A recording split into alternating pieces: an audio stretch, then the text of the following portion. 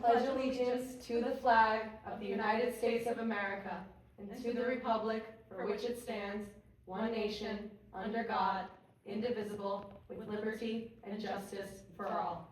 With liberty and justice for all. Each day in school, I would stand up and recite those words, hand over my heart, thinking, how great is this place? How great is a place that proclaims liberty and justice for all? Now I open my phone, turn on the TV, and see my sisters and brothers being taken away, families next door being separated, and seeing liberty and justice being rebuked. This is not who we are. A country that less than 200 years ago inscribed, "Give me your tired, your poor, your huddled masses yearning to breathe free," on our greatest symbol of freedom. A country who chose out of many one as our emblem.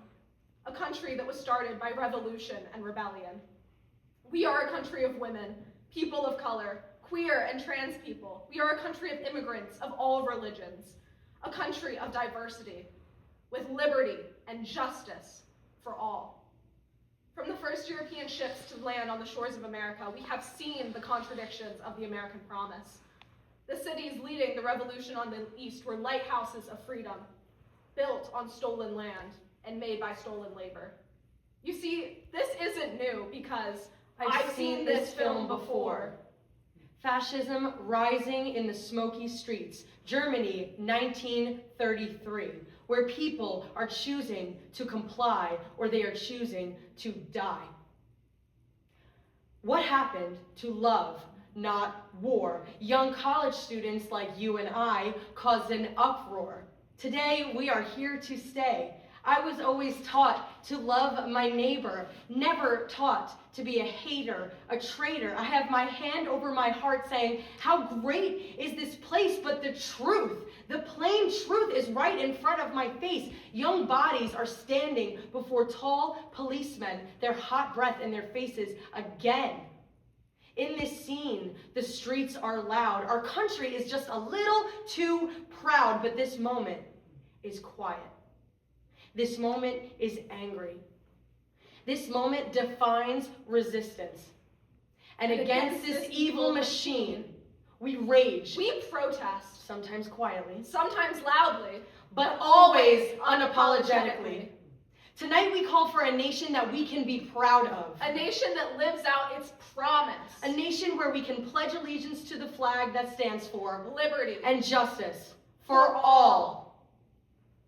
If you are not angry, you are simply not paying attention. In a society where ignorance is bliss and distraction is survival, waking up and taking action is living. If you are not resisting, you are not paying attention. Love, not war. Give peace a chance. Ballot, not bombs in Vietnam. Freedom now. Solidarity forever. Which side are you on? It's ice out. It's no kings. Votes for women, it's my body, my choice. To pause the film we have all seen before, where fascism, like I said, rises like a wave, and the people are faced with these two options to comply or die. We have unfortunately put our trust in a system of pure betrayal, and it's finally time we fight back. I've seen this film before where our eyes are kept wide shut. And our youth is silenced, and no change is made. Those who have chosen to comply are choosing to not die. But resistance is not born out of hatred, like the media makes us believe. Resistance is born and thrives out of the deepest and most sincere love. Love for a nation that has the potential to really be great. It's hard to have hope in a time like this.